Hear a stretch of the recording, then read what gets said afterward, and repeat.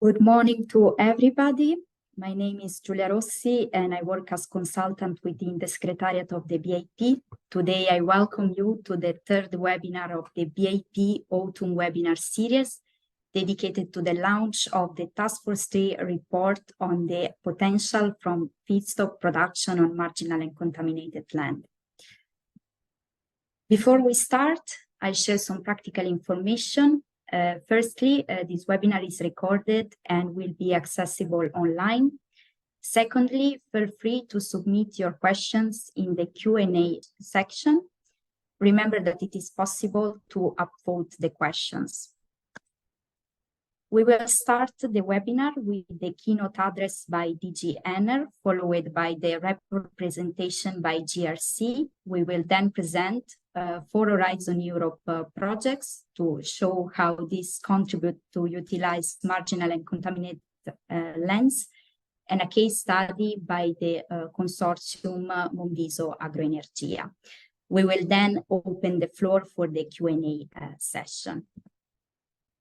With this, I wish a very good webinar, and I'll give the floor to Vincenzo for the introduction.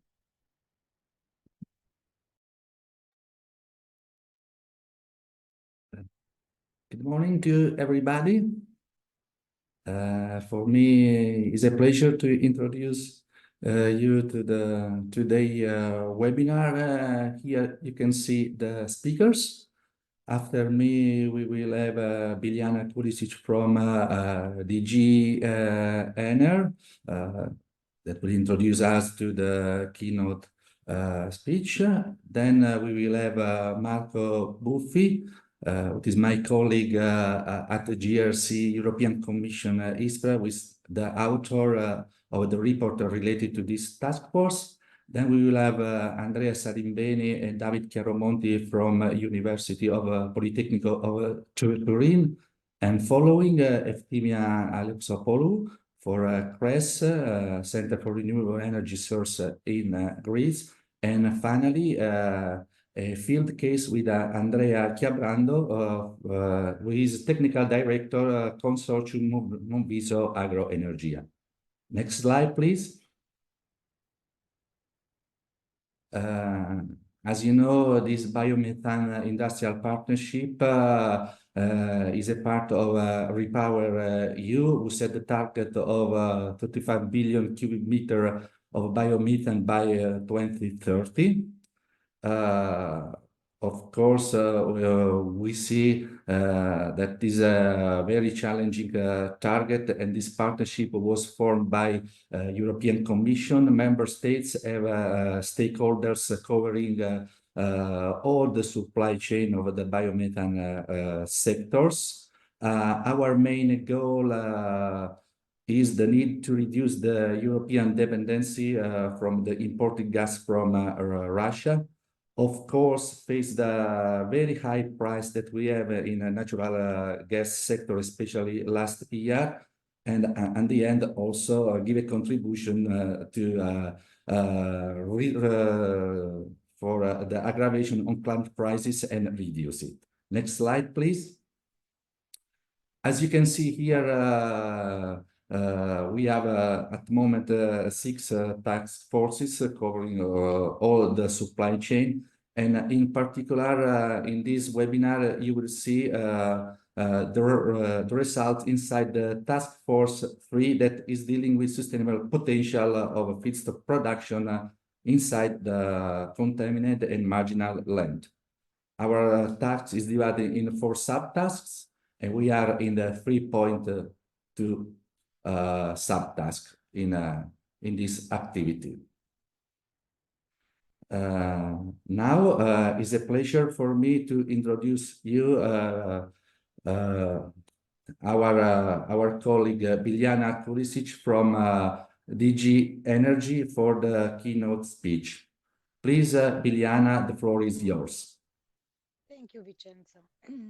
So it is pleasure to having this webinar and seeing that it has about 80 participants, which means that we have struck the point regarding the attractiveness of this topic. And indeed, for us in DG ENER and in the European Commission, renewable gases are very important topic, especially biomethane, because it's readily available. It can be used in the existing infrastructure. It can be produced sustainably, and it can bring other decarbonization solutions together with biomethane production, such as biogenic CO2 utilization, and also local source of nutrients. And lately, we had a discussion regarding these climate and water stresses that possibly it can be biomethane plants, can be also sources of irrigation or fertigation in the time of water stress in rural areas. So many options and many possibilities are building around biomethane production, but one has to start from something, and it's the feedstock. And indeed, feedstock, it's always controversial because there are many competitive uses. And what is important for us is that this biomethane is sustainably produced, which means that it's doing the thing that we expect to do for the climate. And in order to do that, we have to make sure that the feedstock actually has emissions achieved with the feedstock and overall production. We have greenhouse gas emissions as expected from any renewable source, thus also from biomethane. But what I would here bring to your knowledge is that in the revised RED 2, we have changes in the Article 27, which is actually touching upon this feedstock, which is built on the marginal lands. And indeed, we have changed that. First, we had expanded the focus from biogas for transport, for biogas in general, but also that it can be double counted if it's used in the feedstock listed in the Annex 9. We all know that this Annex 9 is going to be expanded, and this that previously the marginal land were not as attended, and intermediate crops were not as attended as here. But would like to highlight that whatever will be brought up and delivered in the Annex 9, if you look at, so now I'm going to tell you the map, Article 27 of Revised 2, the paragraph 3, the thing is that the Commission has given the power to the member states to expand this cap based on the assessment of the availability of that feedstock. So even if there is an overall cap, there is also power at the member state to deal with that cap regarding reflecting their national goals, because restoring soils, we know that soils are the major carbon capture mechanisms that we have at this moment, and we would like them to provide this eco-service together with biomethane production. But for that and for the details, I will give now the floor to Mario Buffi. We are in contact basically on daily basis, trying to integrate these ecosystem services and not just biomethane production into legislation. So thank you for this webinar, and I wish good presentation, Marco. I'm looking forward for the novelties. Thank you very much, Biljana. Let's go ahead with this presentation. So I'm very happy to present you today the work that we have done within this Task Force 3.2 of the Biomethane Industrial Partnership, where we will publish soon a deliverable highlighting all the aspects that I'm going to show you very quickly for this webinar, since I would also leave the floor to my colleagues that are going to investigate specific point reported in the deliverable too.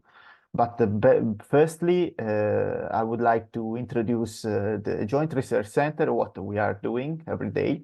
So we are the Science and Knowledge Service of the European Commission, and we are aiming to provide to the main DGs for us, like DG Energy, where Biljana is working, as well as other DGs like Clima, Environment, Agri, and so on, which are also participating in this initiative. So we are providing independent evidence-based knowledge and science support to develop EU policy. And our headquarters is based in the northern part of Italy, in Ispra, where we have, let's say, most of the GIRC infrastructure.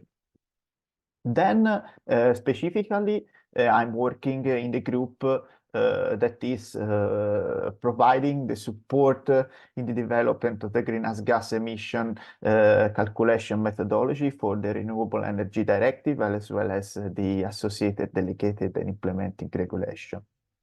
So please move on the slide. A quick agenda of this speech is that for reflecting what we have reported in the deliverable, I'm providing you, as regards this topic, as first definition that are needed to address these topics. And then I will show you, as Biljana anticipated, a quick overview on the European legislation behind the energy, the agri, and the other sector.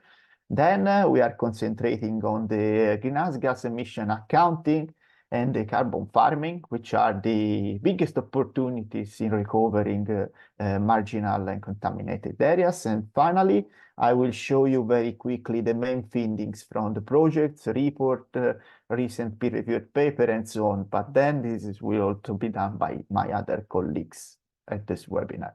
So please, let's go ahead.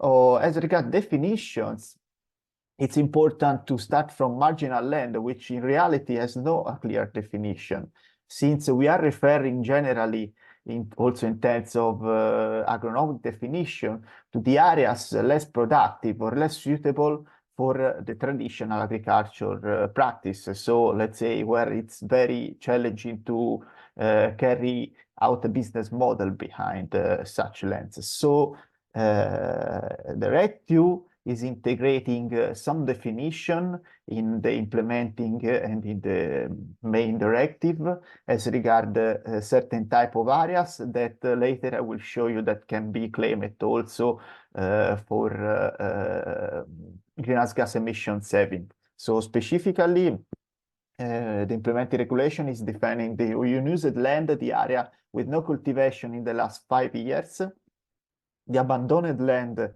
as unused land, where the cultivation of food and feed was stopped due to other constraints. The main term that we are going to investigate today, that is the severely degraded lands, means from the directive text, land that for a significant period of time has either been significantly salinized or presented significantly low organic matter content, and or has been severely eroded. So this is what is reporting the REPowerEU, and moreover, it's important to, let's say, to remark that this category also includes the contaminated areas that are generally defined that is the area which are containing pollutants, hazardous substances, and so on, which are today investigated in project by means of bit of remediation solution to extract contaminants. And finally, another definition still really open, that is the definition of grassland, that basically, as the name says, are lands predominated by grass, but multiple uses depending on the national legislation, because this definition can be interpreted differently at the member state level. So moving on, I would like to show you a quick overview of the current legislative framework in Europe. So the Green Deal set, as you know, the climate neutrality towards 2050. And then in the last year, in 2021, has been released the Fit for 55 package that updated the greenhouse gas emission reduction to more ambitious target, as well as the Renewable Energy Directive. That was let's say, the last version of the directive that had been also reported by Biljana. which is called the RED 3, but we would like to call it the recast of the RED 2, because it's, let's say, it's just an update of targets and some specific point, but we have to still to refer to the RED 2 as regard many other aspects. Then it's important to mention also the REPowerEU that is driving also this work, which set up this ambitious biomethane target, which has to be still not binding, but as regard the feedstock, we have to do some step forward. So for this reason, we are here with this deliverable. And coming back to the RED 3, we would say that there are very important targets as regard the advanced biofuel production, which is a sub-target together with the RENOFOBIO, the renewable fuel of biological origin. So for this reason, it's important to highlight that this feedstock that is investigated within this work is needed to fulfill also this target, that this is binding into the legislation. So it's important to consider it for all transport sector. Then, as regard agriculture, we have the Common Agricultural Policy that started this year up to 2027 and support agriculture and farmer, focusing on environmentally friendly practices. And the main focus is also to avoid land degradation and to promote the new sustainable land management. So this opportunity of recovering degraded land is also very important for the agricultural sector. And coming to the sustainable carbon cycle, it's important also that this exercise is offering a very nice opportunity to recycle carbon and to use the soil as carbon sink. So for this reason, we have also into the EU biodiversity strategy, the EU soil strategy, which is promoting the soil management in order to prevent that the soil are reducing their nutrient and carbon content over the years, due also to the climate change. So let's move on, please. A very quick overview on the low ILUC risk biomass and the high ILUC risk, which means that in the RED 2 there is a particular attention on the use of non-food-based feedstock for biofuel production, while the food-based feedstock is capped at 7%. So for this reason, delegated and implemented regulation are introducing high ILUC risk biomass, so the biomass that will be phased out by 2030, for instance, the palm oil, and low ILUC risk biomass, that is the biomass that is not going into competition with the food. So for this reason, we are referring to the Annex 9, as Biljana anticipated, which is providing a list of feedstock that is eligible for advanced biofuel production. Another sustainability requirement of the feedstock is also the greenhouse gas emission savings. So for this reason, I'm going to show you the RED 2 greenhouse gas emission accounting methodology. So I'm referring to the Renewable Energy Directive published in 2018, where in the Annex 5 and 6 you can find the details of this methodology that is basically the sum of the emissions that are produced with the scope of producing a specific energy unit of biofuel or bioenergy, counting all the life cycle emission, excluding the emissions for the infrastructure and emissions for disposal of wastes and so on. But these emissions are really important because the result of this calculation is the carbon intensity that is used to evaluate the savings that are compared to a fossil fuel comparator of 94 grams of CO2 equivalent per megajoule. So biofuel must respect, in this case, referring to advanced biofuel, a greenhouse gas emission reduction of 65% using this methodology. There are the possibility to use actual values. So it means that the operators can also deliver their own calculation to provide the sustainability requirements. Moving to the next slide, I can quickly show you that there are some opportunities in using restored, severely degraded land to claim greenhouse gas emission savings. In particular, REPowerEU provided a bonus of 29 grams of CO2 equivalent per megajoule for this kind of biofuel produced in these lands, as well as there are other opportunities when into the lands are applied advanced agriculture practices. For instance, there is also, by means of the implementing regulation 2022/996, the possibility to claim savings using such improved agricultural management of soil. I can provide you example like no tillage, the addition of digestate or biochar, and other example to let's say to increase, with the aim to increase the soil organic carbon. That would mean that we are using, as I said before, the soil as carbon sink. Moving to the next slide, I can quickly recap you the main cross opportunities looking to the current policy framework that I will invite you to read in the deliverable too, which are for the energy sector, the possibility to have recovering, I'm repeating, sorry, but recovering degraded and contaminated area, an additional biomass supply to achieve the mandate of biofuels, contributing to the REPowerEU and to the biomethane target, to reduce greenhouse gas emission using low ILUC feedstock, and especially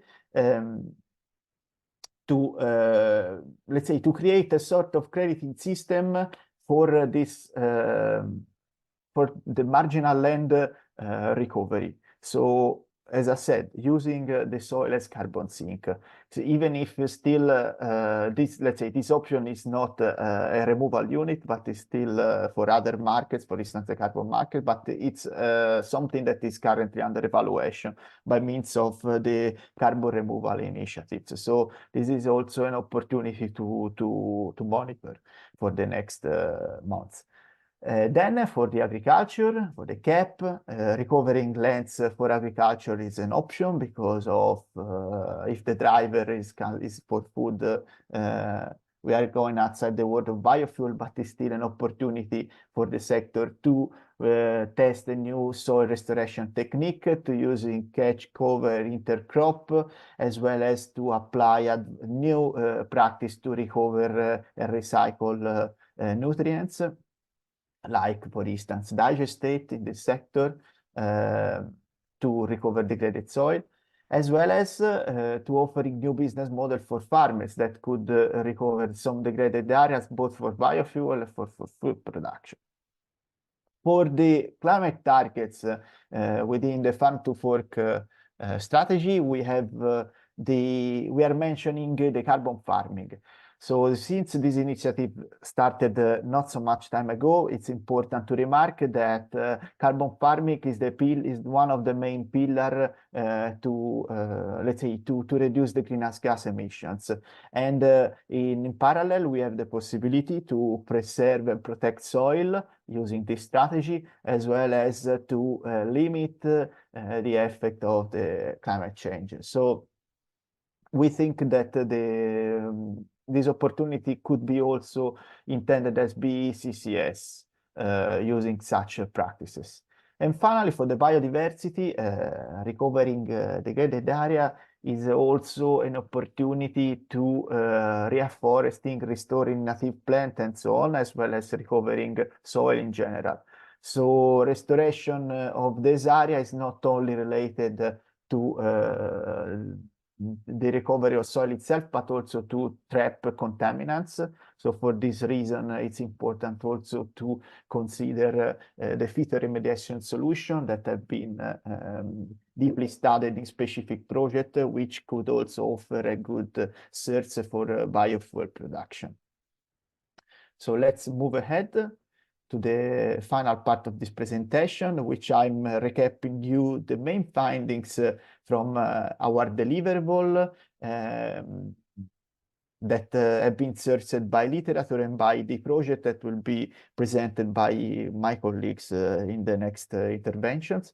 So there are a lot of modeling exercises and tools that are available to map marginal and contaminated soil.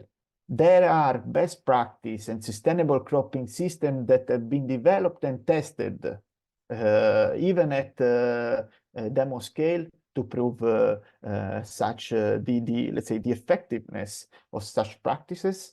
There have been done estimation of the biomass potential in such areas in many studies, both from project and from the European Commission, and the legislation is creating new opportunities. Today, there are still no business model behind this sector, but we see from the current initiatives that something is moving on. Especially, there are some barriers related to non-harmonized land definitions and different interpretation at national level. But we hope that the RED III will open many new opportunities for this, let's say, for this possibility. Lastly, I would like to open a room for the recovery of contaminated lands because of phytoremediation solution are still currently under development, but are offering a very cheap and natural solution to recover contaminated areas. So later, Effie will show you some specific experience on it. And finally, to conclude, for biogas production, it will be very important to monitor where the contaminants will end up. For instance, in digestate, which is the solid product, the solid co-product from the anaerobic digestion process. So in this specific case, could complicate the nutrient recycling. However, we will offer you in the next deliverables of BIP some more explanation also as regards these possibilities, in particular focusing on the use of digestate. Thank you very much. I'm closing this presentation with some acknowledgement of my colleagues. Some are present also today here at this webinar. And let's say I'm repeating that this is the first webinar from this task force. So we hope that we will offer you some more findings in the next month. Thank you very much. And I leave now the floor to okay. Thanks, Marco, for the well done work you have done so far. Congratulations. And also for your ability to recap in one report the contribution from several different sectors. So thanks again. Now it's a time to see some outcome from the EU project on this topic. We will start with the bike project that will be presented by Professor David Chiaromonti. Please, David, the floor is yours. Thank you very much. I just share the screen. Okay. Please confirm that you can well see my screen. Okay. Good morning, David Chiaramonti. I'm from Record and Polytech in Torino, and I thank Andrea for helping me in the whole project and not just on that presentation.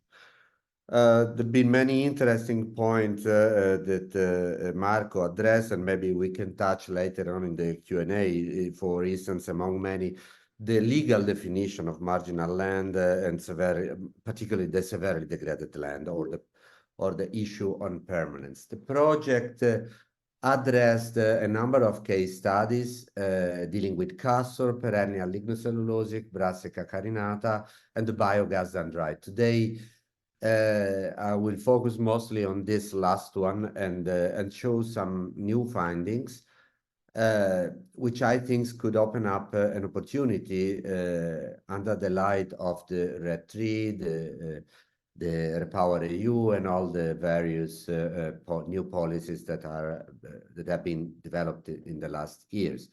The biogas done right model, for those that are not familiar with that, is a sustainable method of producing biogas, and that is then upgraded to biomethane. And it has been started in 3 sites of the project, which are Italy, Greece, and UK. I will also connect this to the carbon. Also in the project, pilot audits have been carried out regarding the biogas case or biomethane case.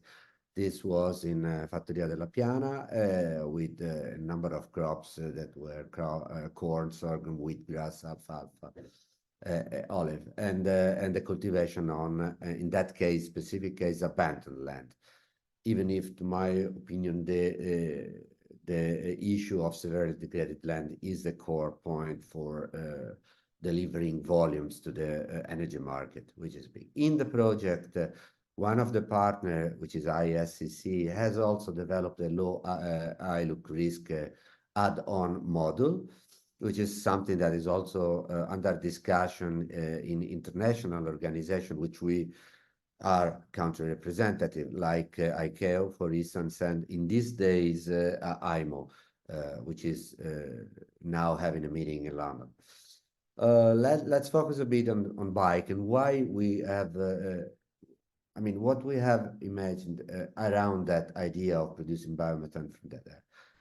The basic scheme is the following, which combine very mature, very high TRL technologies in an innovative way. The concept is that you can have a very sustainable production of biomethane in a decentralized biogas refinery. Then a sustainable biomethane can be injected in the natural gas grid, like we do with the electrons from photovoltaics. And then, in that case, the customer is a centralized refinery, which is converted to bio-based production, can take over this methane and upgrade this, reform this, convert this into a number of liquid products or liquefied products. Specifically, we are modeling aviation in that case, so I will give you some results out of it. And if we consider only the cover crop, and based on the estimation of the potential of biomethane from cover crop taken from the available literature, and considering the advanced biofuel mandate for aviation to 2030, we can, just from the cover crop in low ILUC condition, we can estimate that approximately 1/4 of the total could come from here. But we know then there is a huge potential in other feedstock like manure and so on. The nice thing of this concept is that you combine very high TRL technologies, the biogas and the reforming of biomethane to liquids, and you take all the advantages of the infrastructure, which is the natural gas grid, and also the regulatory environment is already well developed to accept this approach through the guarantees of origin, which are already in place also at member state level. That's the case of the Italian decreto by biomethane decree. Regarding the land, we have some issue. As mentioned by Marco, and I'm going to conclude in the formula for calculating the GHG performance of the biofuels, we have the ESCA factor, which take into account the soil organic carbon. That is extremely relevant point, which we are bringing also to international level discussion in ICAO in a similar, let's say, not exactly the same, but similar way. The point to me, which is still open, is the definition of degraded marginal land. Because as Marco mentioned, a measure point here is the definition of a threshold of soil organic carbon, because the regulation simply says which is low in soil organic carbon, but low from a regulation point of view doesn't mean much because if you don't have a threshold that can distinguish what is low and what is close or not low, the legislation becomes not applicable. So it's very nice to, we all understand what it means, but then for the stakeholders to implement this legislation according to the RED II implementing regulation from 2022, it's impossible if we don't have a threshold. There's been work done by European Environment Agency, JRC, and also in BIC, we are working with Wageningen, with serology, with Imperial College to propose our interpretation. Probably this paper will be submitted for revision in the early 2024, because it's not easy to identify a threshold and it will not be a single value, but probably we will have to distinguish between different agroclimatic and pedoclimatic conditions to get there. So with this, I think being in the allocated time, let me thank again Andrea for the preparation of the slides and for the work done. And of course, glad to answer any questions later on during the Q&A session. Thank you. Okay. Thanks, David, for your presentation, and also Andrea, of course. Now we will continue with the presentation of the EU projects, and we will see another 3 projects, Magic, Gold, and MIDAS, presented by Efi Alexopoulou from Greece. Please, Efi, the floor is yours. Thanks. Thank you very much, Vincenzo, and I would like to thank you for the kind invitation to present very briefly the 3 projects in this very nice webinar. Can we move to my presentation slides, please? Thank you very much. So I will start with Magic, a project started in 2017 and finished at the end of 2021. It was a very ambitious project because in this one we started from a pool of more than 65 crops to select the most promising ones. You can see the website of the project, and in the front page you can see the 4 tools developed by the project. It was 1 tool on maps, 1 on tools of decision support system for the farming community, decision support system, data management, and finally a bio to match tool. In total, 20 crops were selected as the most promising one, and for those 20 crops, we carried out a large number of field trials. Let's move to the next slide, please. Here you can see the work that has been done by Berry and Elbersen and Wageningen Research Institute. You can see that according to this work, we have 28% of the total agricultural land considered as marginal. And for this definition, we based on the GRC report what consider marginal land facing natural constraints. You can see that a total of a lot of land can be found, for instance, in Spain. In Mediterranean region, you can see that there is a lot of marginality, and the main problem is considered the advanced rooted. But of course, not of all of this land is not cultivated by the farmers. Some of this area is being cultivated with low yields, and now in the new project MIDAS, we try to understand exactly the use. We can move to the next. So here you can see the 20 crops that I told you that we selected. They were crops for oilseed crops and specialty crops, lignocellulosic, that is very interesting for today's meeting, and carbohydrate ones. 8 of them can be grown throughout Europe, and this is very important. And here in the map, you can see the partners doing field trials throughout Europe. Let's move to the next. Okay, here for the 20 selected crops, we try to have maps on the crop suitability in Europe. And I just put here 4 crops that is very interesting for the webinar of today. It's miscanthus, poplar, willow, and sorghum. You can see that miscanthus, poplar, and willow can grow throughout of Europe very well.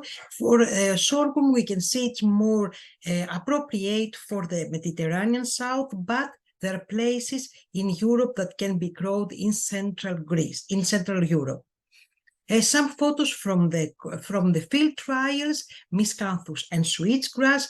Keep a note here that we established a large trial of new field trials, but we continue long-term field trials in order to collect data for 20 years to analyze and to understand the real yields of this crop grown under marginal conditions. Let's move to the next. As an example, I put miscanthus. So you can see that a graph that we had different times of marginality and which were the yields of miscanthus. You can see it was affected a lot according to the marginality factor, and the water stress was the most important parameter. But in 10 out of 14 case studies, the yields were higher than 10 tons dry matter per hectare, and this is very promising, and some photos again from the field trials. Let's move to the next.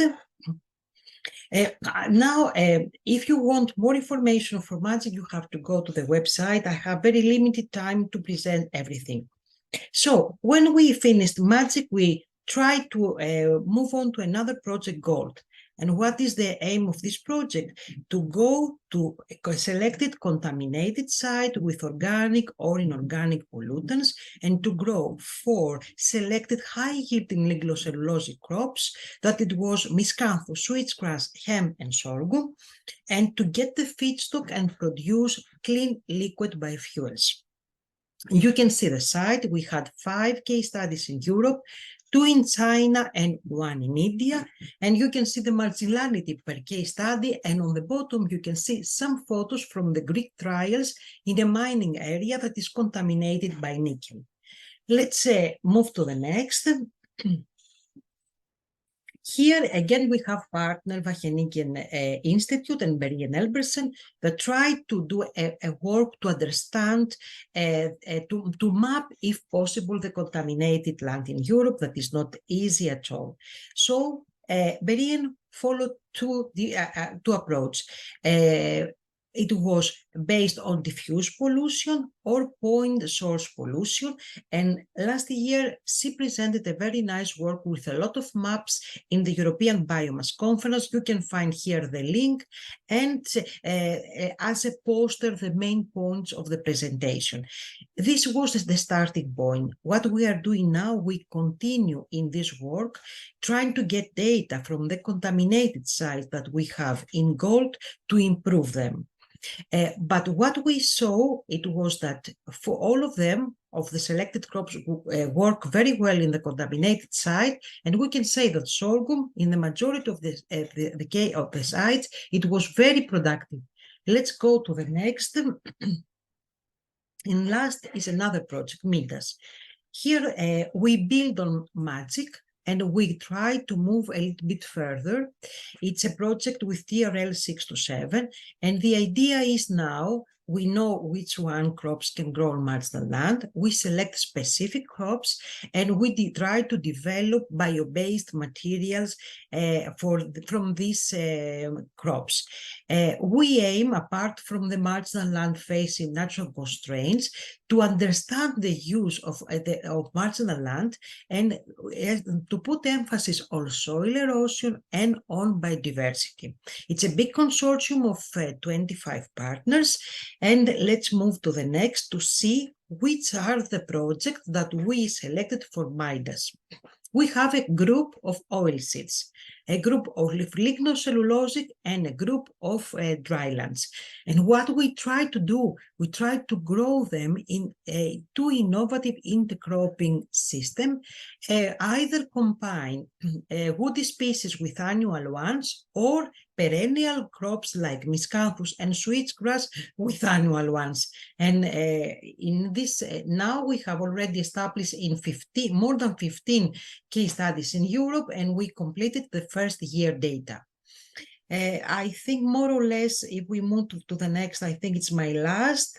Okay, just to let you know that a lot of information for the Gold Project, we organize a nice work in Athens on 13th of March, and we can send you invitation where Gold Project is going to be discussed in detail, and two sister projects, Ceresis and Phytoclimate, will be combined, and we're going to present the work on contaminated lands.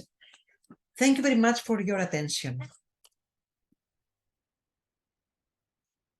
Many thanks, Evie, for all these insights about the European projects. Thank you again. And now we are moving to the last presentation that instead is dealing with a practical case study from Consortium Monviso Agroenergia.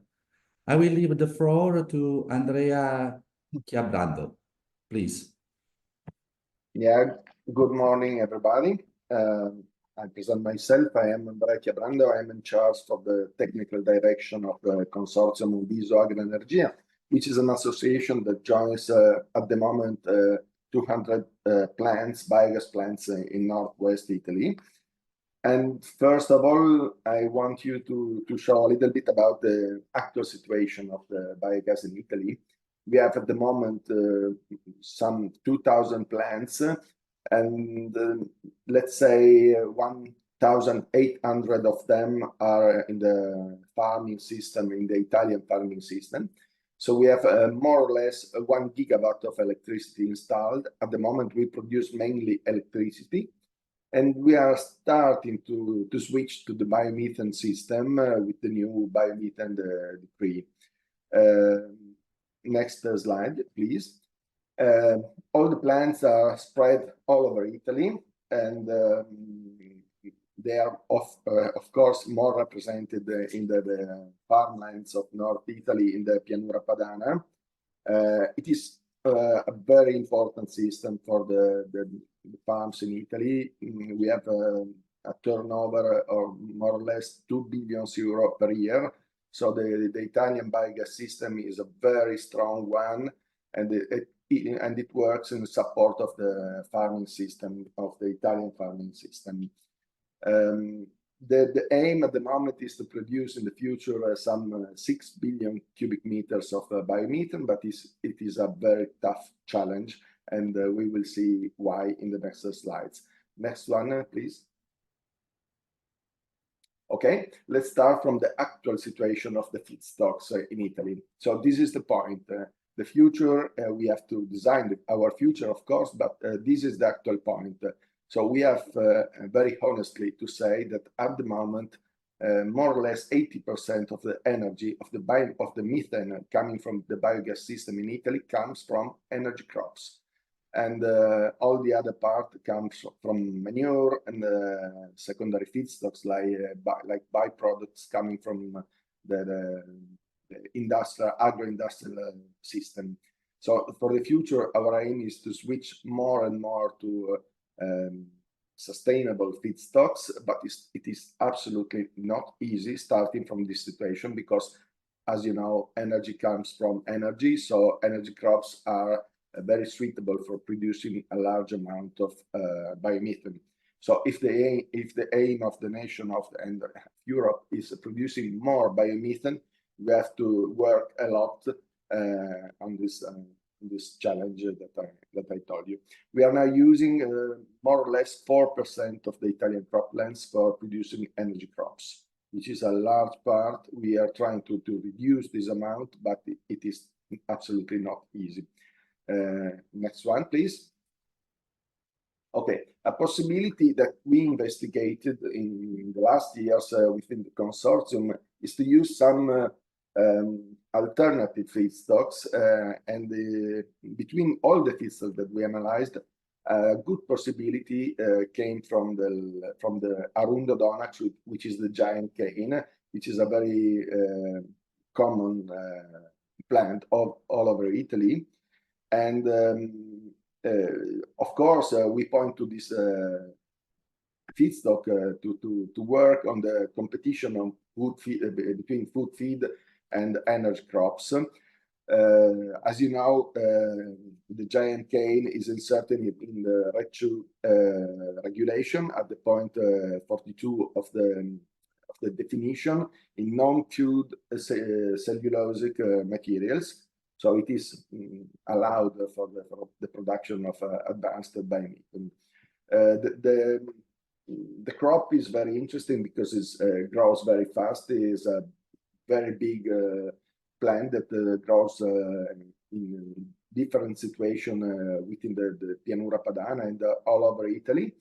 It's normally seedless and reproduced by vegetative way.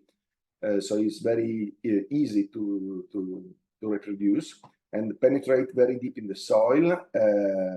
So using very efficiently the water that can be found in the ground.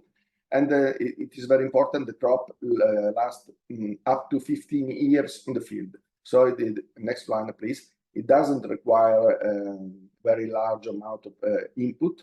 So we don't need chemical inputs. We don't need the normal mechanical operation like plowing or harrowing and some else. And we have to say that benefits anyway from the availability of water and irrigation, of course. If you want a big production, you need climate and you need water. This is the point. But it is, let's say, an organic crop because we don't use in any way chemical inputs. The production is quite good because we can easily reach, let's say, 80 tons per hectare of fresh matters at 38% of dry matter. So it's a good production. It can change a lot considering the soils and the different lands, but it is anyway a good production. Next one, please. Okay, and as well, the biomethane production from the giant cane is quite good because 38% of solid matter is a good amount of dry matter, 98% normally of volatile solid. So the BMP, the production of methane is, let's say, 300 cubic meters per ton of volatile solids. So we normally get some 90 to 100 cubic meters of methane per ton of fresh material. I put some papers, some scientific references, so you can check. Let's go to the next, please. Okay, another important issue is the LCA. The University of Milan carried out some LCA on the production of giant cane, and they showed that the crop, the use of the giant cane can decrease by 17% the CO2 emission compared to the normal double crops or yes, the double cropping system that we normally use in Italy. So it's good reduction. So it's very supported by the new regulation in Italy, the use of arundodonax of the giant cane. The next one, please. We go to the end, the conclusions. So according to our experience, Arundo can make a significant contribution to the production of feedstocks for biogas and biomethane in Europe. It is absolutely an organic crop. It does not require chemical inputs, and it has an excellent resistance to water shortage. But of course, it benefits from fertile and deep soils with ample water availability. The field's yields can be very, very high, so it's a good solution. We have very low production cost because it's a crop that stays on the field for 15 years, and it has a very low equivalent CO2 emission factor. And concluding, it is very suitable for use in contaminated and soil all over Italy and all over Europe, in a big part of Europe. So let's say the conclusion is positive. We have to work on it, but it could be a good possibility for producing a large amount of biomethane in the future. Thank you very much, everybody. And I leave the floor.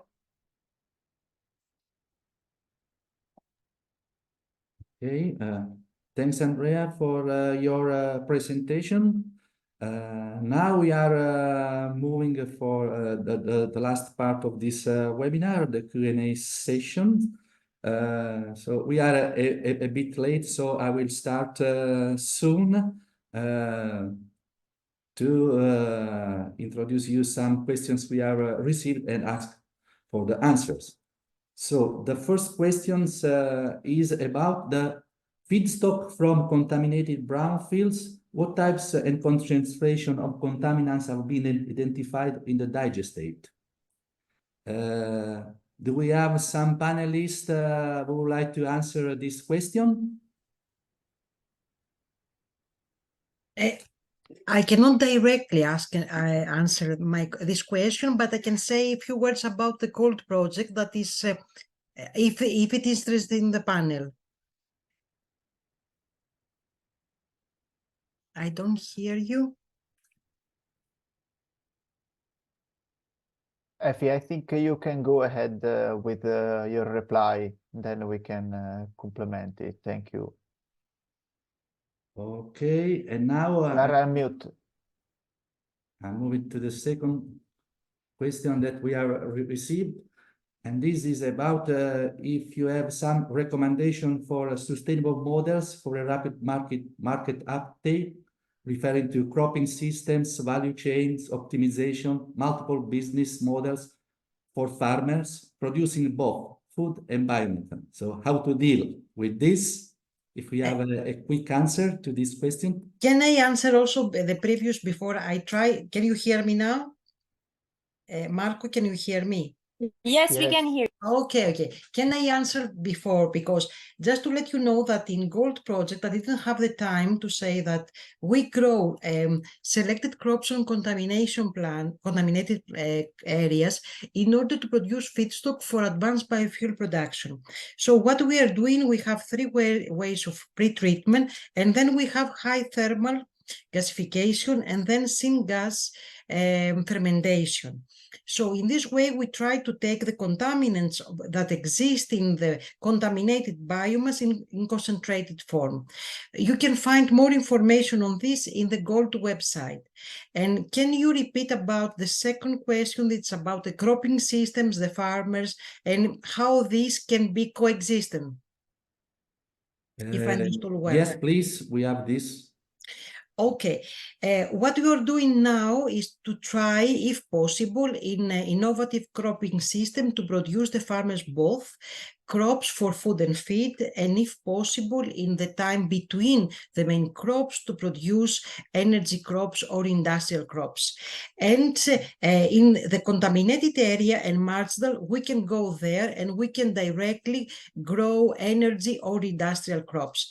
That's why in the first case that we have to go on existing farming schemes, we try to select crops with a small growing cycle, so to be like a cover or catch crop between main crops like cereals or other oilseeds.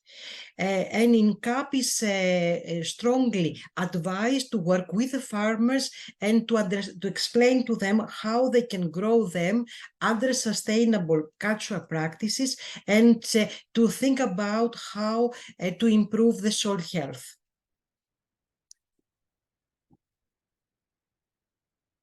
Okay, thanks, Effie. Now I would ask Julia if we have time for the other questions, or instead we are going to close with the final remarks. Please. Let's do another one.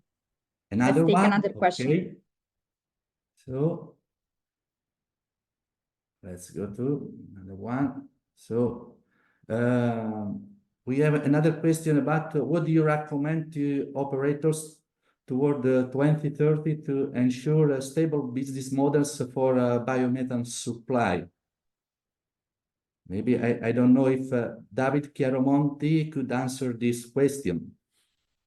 Yeah, good morning. That's a good question. It goes together with the next question. What would you recommend to policymakers? Well, my point that moment is that there's need to harmonize the regulation. As I said, there is no definition of the severely degraded marginal land in terms of soil organic carbon. That is extremely urgent. That must be defined in order to have investors and operators to develop business models. That's one point. Second point is that this kind of biofuels can not only be produced from let's say marginal land or whatever you call it, severely degraded land in low outlook configuration, but they can be even reverse iLUC and carbon negative. That is the case of biochar and compost in soil, which is a win-win solution because these allow to keep the soil healthy and therefore to have a production of feedstock from this land, and at the same time to develop an ESCA factor, which with the new RED III coming will offer opportunities to the best GHG performing biofuels to get a predominant position. So if your carbon footprint is improved by these methodologies, or even you sequester carbon this way and use it in soil, then you can get a reward for that. So I would focus my business models around the carbon more than on the biomethane in that moment. Okay, thanks, David, for your answer. Now I'm fastly going to the conclusory remarks. I would say that in this webinar, thanks to Biljana and Marco, we now are aware there are policy making ongoing in Europe, directive regulation, and also a target for a short and longer term, especially 2030. There are many European projects dealing with these topics. So we have mapping tools, a link for seeing what is the area in Europe with the degraded contaminated lead and the crop yield.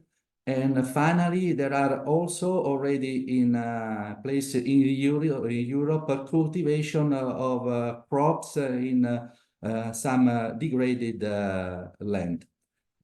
For this, I'm finished and pass the floor to Giulia Rossi for the technical conclusion.